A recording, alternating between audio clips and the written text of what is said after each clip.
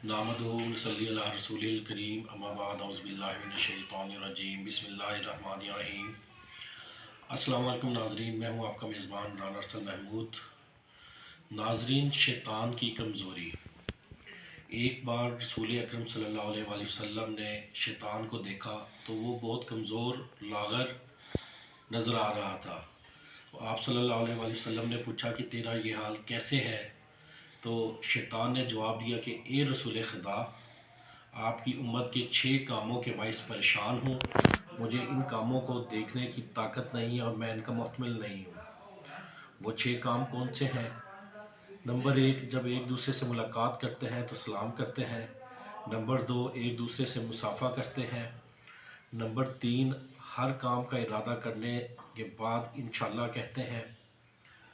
गुनाह हो जाए तो इस्तग़फ़ार करते हैं। आपका नाम सुनते हैं तो सलवात पढ़ते हैं और हर काम की इब्तिदा में बिस्मिल्लाहिर्रहमानिर्रहीम की तिलावत करते हैं। अल्लाह तबारक तआला हमें अपने और अपने प्यारे महबूब नबी अकरम सल्लल्लाहु अलैहि वसल्लम के बताए हुए रास्ते पर चलने की तौफ़ीक और हिदायत दे।